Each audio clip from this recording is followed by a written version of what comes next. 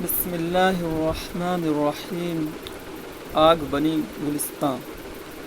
ابراہیم علیہ السلام کے آنے کے بعد ان سے پوچھنے لگے، کیا تم نے ہمارے خداؤں کے ساتھ ایسا کیا؟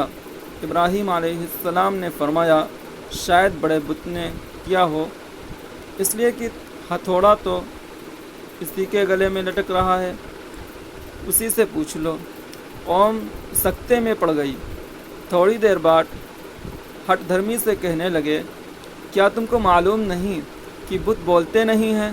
ابراہیم علیہ السلام نے فرمایا، کیا میں یہی تو سمجھا رہا ہوں ابراہیم علیہ السلام نے فرمایا کہ میں یہی تو سمجھا رہا ہوں کہ تمہارے خدا بول نہیں سکتے، کچھ بھی نہیں کر سکتے، نہ فائدہ پہنچا سکتے ہیں نہ نقصان۔ قوم کو غصہ آیا، ایک دوسرے سے کہنے لگے، اپنے خداؤں کی مدد کرنا چاہتے ہو تو ابراہیم علیہ السلام کو زندہ جلا دو۔ ایک بہت بڑا الاؤ تیار کیا گیا، جھولے میں بٹھا کر ابراہیم علیہ السلام کو آگ میں جھونک دیا۔ ہر کسی کی توقع تھی کہ جیسے ہی آگ میں پہنچیں گے جل کر خاکستر ہو جائیں گے، اور عین وقت پر اللہ تعالیٰ نے آگ سے مخاطب ہو کر فرمایا، قُلْنَا يَا نَارُ كُونِي بَرْدًا وَسَلَامًا عَلَىٰ إِبْرَاهِيمَ۔ ہم نے کہا، اے آگ میرے ابراہیم پر ٹھنڈی ہو جا۔ آگ ٹھنڈی ہو گئی۔ علامہ اقبال فرماتے ہیں، آج بھی ہو جو ابراہیم کا ایمان پیدا، آج بھی ہو جو ابراہیم کا ایمان پیدا، آگ کر سکتی ہے انداز گلستاں پیدا۔ بے خطر کود پڑا آتش نمرود میں عشق، عقل ہے محو تماشائے لب بام۔ یقین کامل تھا کہ اللہ جسے زندہ رکھنا چاہے اسے کوئی نہیں مار سکتا، اور اللہ جسے مارنا چاہے اسے کوئی بچا نہیں سکتا۔ عقل سے ہر چیز کو جانچ پرکھ کر دیکھتے رہیے، لیکن جب اللہ رسول صلی اللہ علیہ وسلم کا معاملہ آ جائے تو دل سے سوچو۔ اللہ تعالیٰ ہر کسی کو زندگی میں ایک موقع ضرور عطا فرماتے ہیں جو اس کی زندگی کا ٹرننگ پوائنٹ ہوتا ہے۔ آپ بھی آج یہ فیصلہ کر لیں کہ اللہ تعالیٰ اور رسول کی محبت میں مجھے آج سے دین کا پیغام پہنچانے کا کام شروع کرنا ہے، یہی آپ کا ٹرننگ پوائنٹ ہوگا۔ فیصلہ کر لیں، اس موقع پر پرانی زندگی پر چلنا ہے یا نبی کے طریقے پر چلنا ہے۔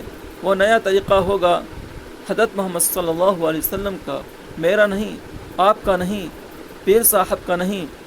لوگ حیران تھے کہ یہ کیا مسئلہ ہے، آگ نے ابراہیم علیہ السلام کو جلایا نہیں۔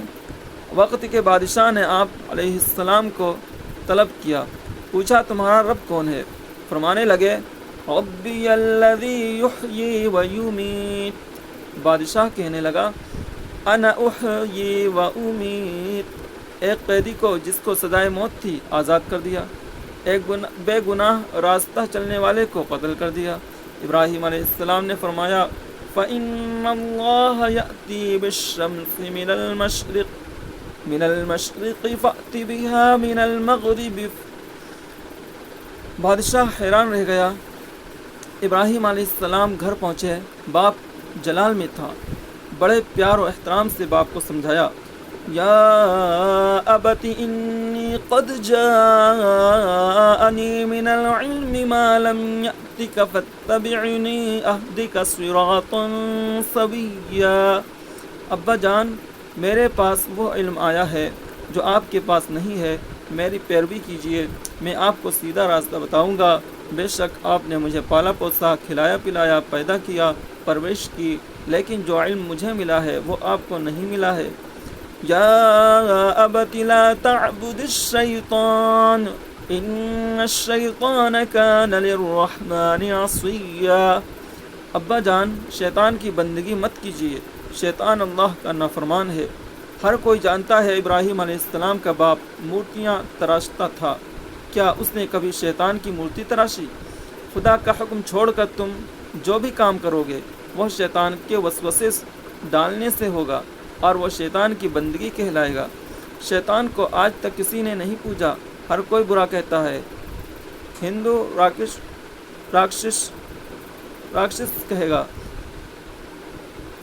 انگریز ڈیول کہے گا، باپ کو جلا گیا، کہنے لگا قال اراغب انت عن آلهتی یا ابراہیم لئن لم تنتہ لأرجمنک وہجرنی ملیا۔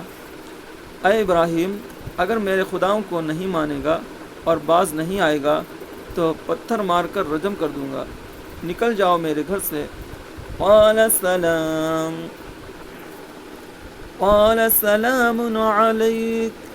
اب وقت آ گیا تھا ماں باپ سے، خاندان والوں سے، عزیز و اقارب سے جدائی کا۔